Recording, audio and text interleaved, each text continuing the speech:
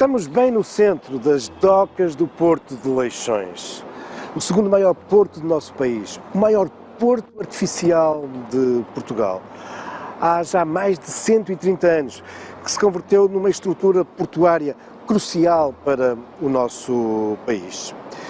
E, no entanto, esta longa história é ainda mais antiga e começa afastado daqui, nas margens do Rio Douro.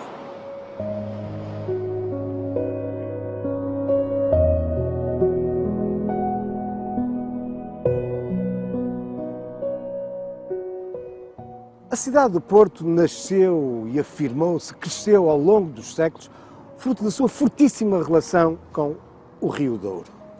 Aqui, localizada no estuário do Grande Rio, este povoado, desde o início, que se afirmou, tendo em conta aquilo que as suas 5 letras sempre nos lembram. Porto.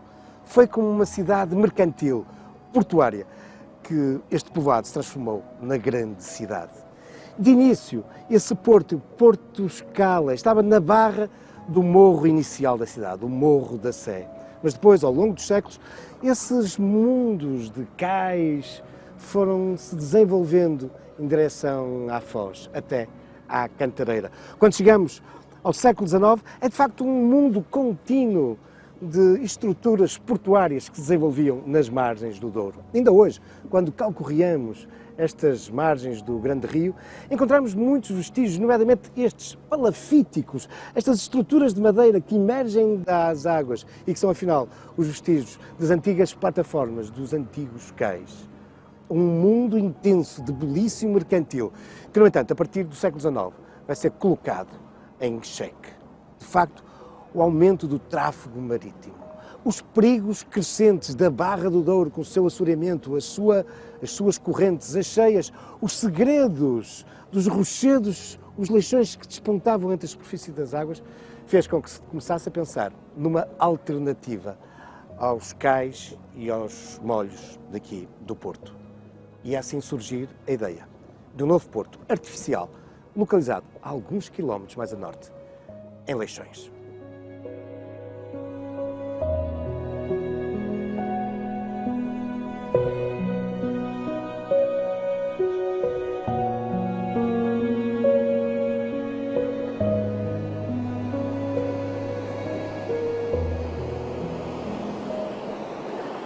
Não muito longe do Porto, na foz do rio Lessa, entre o areal de Matosinhos e de Lessa da Palmeira, há milhares de anos que, ao largo, um grande conjunto de rochedos formavam como que um porto de abrigo natural. Aliás, algo que era aproveitado pelo menos desde o século I a.C.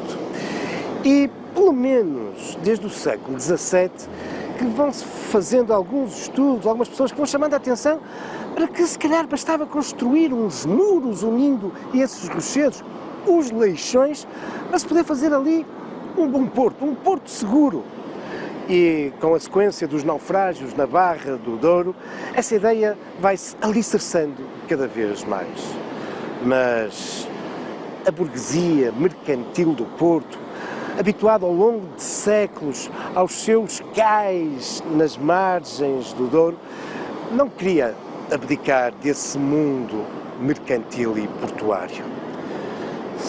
Terá que acontecer uma grande tragédia, a do vapor, o Porto, na sequência do qual morre uma série de gente ali na Barra do Douro, para que definitivamente a Rainha Dona Maria II mandasse avançar com os projetos para a construção de um porto seguro, um porto de abrigo em relação ao Douro. E começam então os estudos para aproveitar os leixões. Mas, de início, aquilo que virá a ser o Porto de Leixões é pensado apenas exatamente como um porto de abrigo. A ideia é que as embarcações, quando não podiam entrar devido às tempestades ou aos assoreamentos na Barra do Douro, então fundiariam aqui na enseada artificial construída sobre os leixões. Chegou mesmo a pensar-se em alguns projetos, foram desenvolvidos, verdadeiras utopias. Por exemplo, construir um canal entre a enseada de Leixões e o Rio Douro. Se tivesse concretizado, hoje o que é a Avenida Brasil e Montevideo seria um canal e nós estaríamos literalmente a ver passar navios. Mas não foi isso que aconteceu. Naqueles finais do século XIX começará a ser construído o Porto de Leixões e os titãs, aqueles guindastes, foram fundamentais.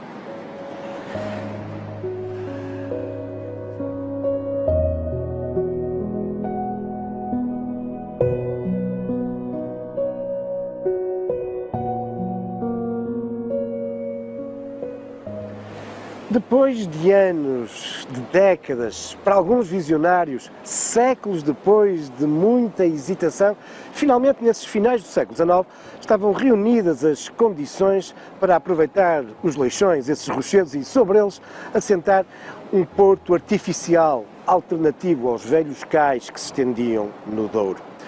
O projeto final será do engenheiro Nogueira Soares, depois de vários estudos de outros engenheiros portugueses e estrangeiros. Aliás, será a Nogueira Soares que o Estado português irá encomendar o acompanhamento, a fiscalização da obra. O concurso internacional é lançado em 1883 e a obra arranca logo em 1884. A empresa que vence o concurso, em boa verdade, só ela é que concorreu, era uma empresa francesa, do Darny e do Parchy, e ela irá cumprir não só o orçamento como o prazo de entrega, 1895. É uma obra titânica, a maior obra de engenharia realizada em Portugal no século XIX. 2 extensos molhos, o do norte, onde nos encontramos, com cerca de 1500 metros de comprimento. O molho sul terá sensivelmente 1100 metros. Para edificar estes molhos é necessário pedra, muita pedra. A do Darny e do Parchy vai montar uma linha férrea entre a Senhora da Hora e Custóias e Matosinhos e Lessa da Palmeira. Uma linha que traz a pedra do Monte Sanjens, uma alta elevação que se irá transformar num buraco. Tamanha é a quantidade de pedra que foi extraída. Aliás, em boa verdade, hoje, se quisermos ver o Monte Sanjens, deslocamos até Matosinhos ou a Lessa da Palmeira, olhamos para os extensos molhos e aí está, em blocos, mar dentro, o Monte Sanjens.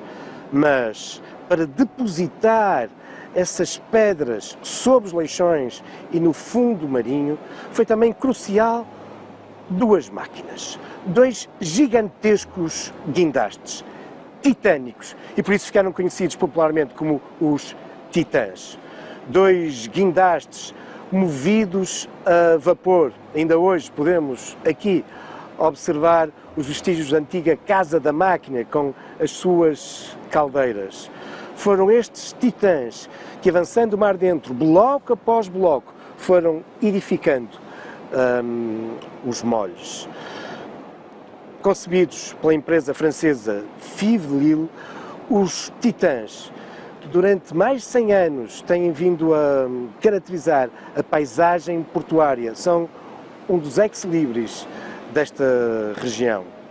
Há poucos anos, o do Molho Sul foi vítima de um acidente e encontra-se bastante destruído, mas está anunciado para 2020 a sua recolocação e, tanto quanto possível, a sua reconstrução.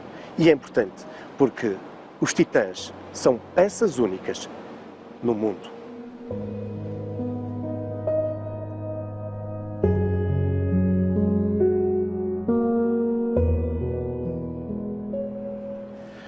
Continuamos no molho norte do Porto de Leixões, uma área muito sensível do ponto de vista de segurança, nomeadamente em torno dos terminais petrolíferos, que nos obriga, de facto, a todo este equipamento de segurança. Mas falávamos da construção, nesse final do século XIX, destes molhos, erguidos, como vimos, pelos titãs, à força do ferro e do vapor. A construção do Porto de Leixões, essa grande obra, tem tudo a ver também com o ambiente que se vive na época, esta crença ilimitada na tecnologia, diz associado também a outras obras que então se estavam a fazer, a abertura do Canal de Suez, mais tarde o Canal do Panamá. E é uma obra que agentes da região tem uma grande esperança naquilo que ela vai trazer de segurança para o comércio. Durante as obras, muita gente da cidade se deslocava para vir assistir aos trabalhos. E o que é curioso é que o Porto de Leixões está ainda a ser edificado e já muitos barcos começam aqui a ancorar na enseada portuária. E começa a crescer uma consciência, é que afinal este porto tinha muito mais potencial do que aquilo para o qual ele tinha sido pensado. E recordo-vos que ele é pensado de início como um porto de abrigo, ou seja, quando as embarcações, devido aos temporais, às cheias no Douro, ao assoreamento, quando as embarcações não podiam entrar no Douro, era suposto elas virem aqui fundear e esperar por oportunidade para depois entrar no Douro. Claro que rapidamente se percebe que isso não faz sentido e que há agora que aproveitar este porto como local também de descarga. Só que quando o Porto de Leixões é construído, estes molhos, ele não tem ainda cais de acostagem. A obra é entregue do Dardy e do Parchy em 1895, mas de imediato se começa então a equacionar, adoçar aos molhos os cais para a acostagem. A obra, no entanto, só terá início em 1914. Pelo meio mete-se a Primeira Guerra Mundial e ela vai se prolongar até 1930-31. Por essa altura, o tráfego portuário no Douro é já inferior a 20% do total entre o Douro e Leixões. O Porto de Leixões, definitivamente, era agora o grande destino comercial das embarcações que demandavam o Porto e a região. Mas estes cais da costagem demonstram, contudo, que não são não só suficientes, mas pouca estabilidade. Muitas vezes a ondulação fazia os barcos tocarem de um modo violento contra os cais da costagem. E por isso começa a ser equacionada uma nova fase. Só que agora o Porto não ia entrar pelo mar dentro. Agora o Porto de Leixões ia entrar pelo estuário do Lessa. Ia entrar terra dentro.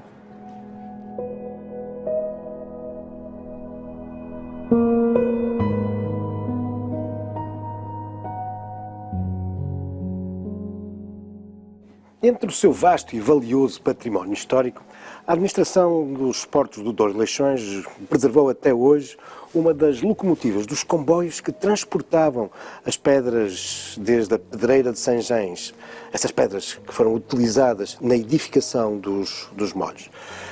Esta carruagem, no entanto, é muito especial. Foi utilizada em 1891 para a visita real do rei Dom Carlos com a sua família para acompanhar o final da construção do Porto de Leixões. Esse porto que entrava mar dentro. Esse porto que depois vai ser adaptado com os cais da costagem ao longo dos molhos que ficam concluídos em 1930. Mas agora era necessário avançar com o porto através do estuário.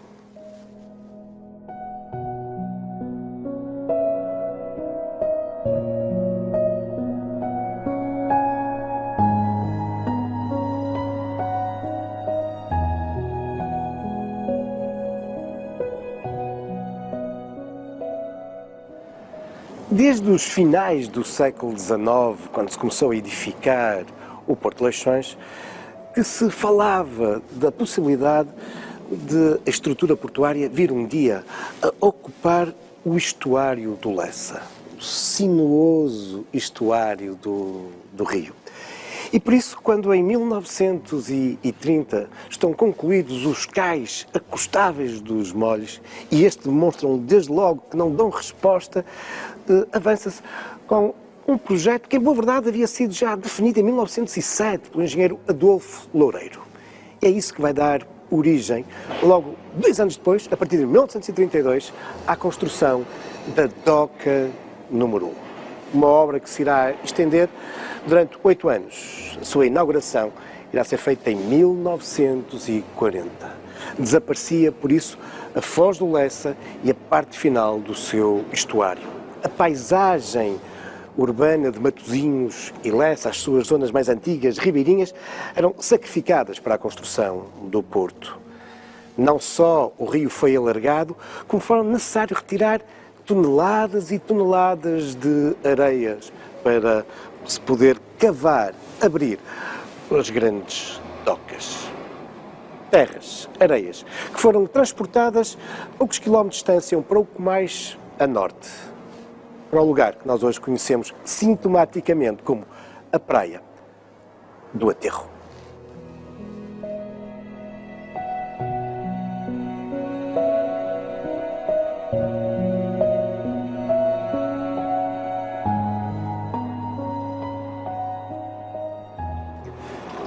Concluída a doca número 1 e face ao incremento portuário que de imediato se registra, muita gente começa a sonhar em concretizar o velho projeto que vinha desde os finais do século XIX, de aproveitar com a construção de novas docas todo o estuário e o início do Vale do Lessa.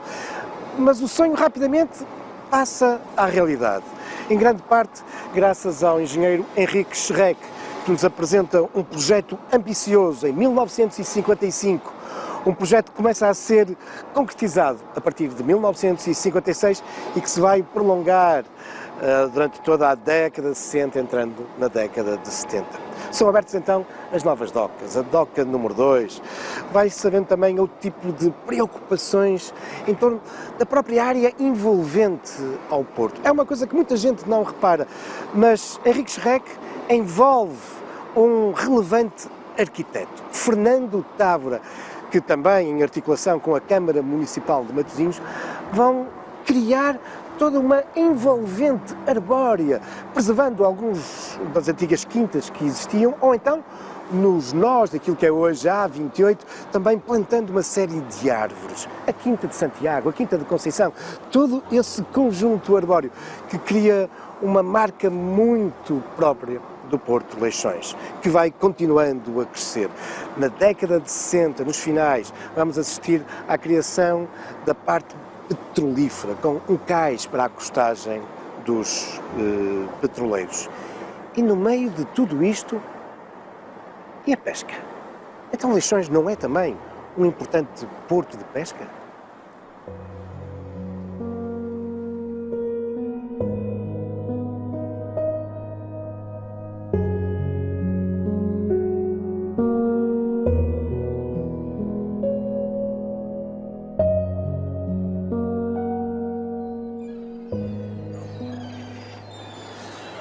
De facto, quando falamos de Leixões, é incontornável falar também da pesca. Estamos a falar daquele que há muitos anos é o mais importante porto pesqueiro do país. Em meados do século XX e na segunda metade do século XX, foi também durante muito tempo o maior porto sardinheiro do mundo. Em nenhum outro local do planeta se capturava, se vendia tanta sardinha como aqui no porto de Leixões. E percebe-se porquê. A construção do porto vai permitir o desenvolvimento de uma importante comunidade pescatória. Matosinhos sempre teve pescadores ao longo da sua história, mas a verdade é que é a construção do porto que vai fazer explotar uma enorme comunidade, porque as condições de segurança que o porto apresentava para os pescadores, o facto de eles saberem que tudo aquilo que capturavam conseguiriam depois vender aqui na Lota para a grande cidade vizinha, o Porto, ou para as fábricas de conservas que desde 1899 se começam a fixar em Matosinhos. Bom, tudo isso fez, de facto, com que Leixões se tornasse uma referência absoluta quando falamos da pesca no nosso país. E no entanto, durante décadas, longas décadas, os pescadores eram apenas tolerados no Porto de Leixões. Esta estrutura portuária tinha nascido como um porto comercial, industrial e não como um porto de pesca. E se é verdade que os pescadores, uns vindo da Póvoa, outros de Espinho, outros da Aforada, depois de toda a costa portuguesa, do Algarve ao Minho, se começam aqui a fixar, de início de um modo sazonal, depois de um modo permanente, apesar do enorme, do gigantesco número de pescadores que aqui elaboravam, a verdade é que eles eram apenas tolerados. E por isso, as suas embarcações, barcos à vela, de início ainda as lanchas poveiras, depois as gasolineiras, as treineiras, entravam na enseada portuária e ficavam lá, ali, no meio da água. Depois, os seus barquinhos pequeninos nas chalandras. Foi assim durante décadas. Os pescadores faziam inúmeras viagens, trazendo peixe para a praia. Aqui, onde hoje é os cais do pescado, era uma praia. Chamava-se mesmo a Praia do Pescado. Mais tarde será substituído por uma rampa, mas mantinha-se essas péssimas condições de trabalho. Os barcos fundeados no meio da enseada e depois inúmeras viagens entre as treineiras e a praia, onde se descarregava o peixe e se corria para levar para a lota. Será necessário esperar pelos finais da década de 60, 1968, mas precisamente, para finalmente ser inaugurada uma estrutura que, afinal, desde o final do século XIX se justificava. Os cais do pescado. Curiosamente, numa época em que a pesca começava já a decair. A decair, mas a não desaparecer. E esta continua a ser, de facto, uma das marcas do Porto de Leixões. A sua ligação à pesca e aos pescadores.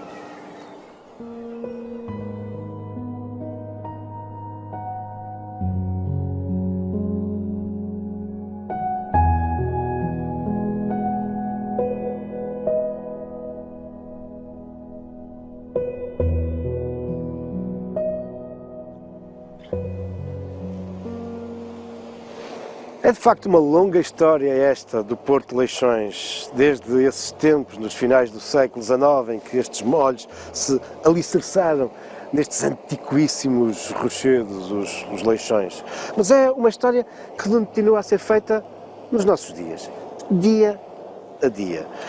Com efeito, não só continuamos a estar aqui junto do mais importante porto pesqueiro do país, mas Leixões continua a ser vital no desenvolvimento e na afirmação da região e do país, uma das suas mais importantes estruturas industriais, comerciais. Um porto que vem fazendo por isso história e vem continuando a somar patrimónios. Nos últimos anos, fruto do desenvolvimento do transporte rodoviário, os terminais de TIRs e os parques de contentores acabaram por caracterizar a paisagem portuária de Leixões. Mas outras estruturas têm surgido, respondendo também a novos desafios do nosso tempo. E um deles é, obviamente, esse fenómeno global que é o desenvolvimento do turismo, também o turismo de cruzeiro. A Leixões chegam cada vez mais barcos de cruzeiros e por isso mesmo, em 2015, surgiu este edifício. Tornou-se rapidamente também num dos elementos mais marcantes da paisagem do Grande Porto. Este novo terminal de passageiros, autoria do arquiteto Luís Pedro Silva, é uma obra marcante. Pela sua arquitetura, tem vindo a colecionar prémios internacionais, não abdicando de uma marca muito portuguesa, o azulejo. São mais de 1 milhão de azulejos produzidos pela histórica fábrica de porcelana da Vista Alegre. Um terminal que abriga também o Centro de Investigação Interdisciplinar das Ciências Marinhas da Universidade do Porto. O Porto de Leixões contribui também, desta forma, para o estudo, para a sustentabilidade dos oceanos. É aí que se joga muito do nosso futuro. É aí que se vai continuar a fazer história. Mas isso são outros factos, também algumas lendas, futuros caminhos da história.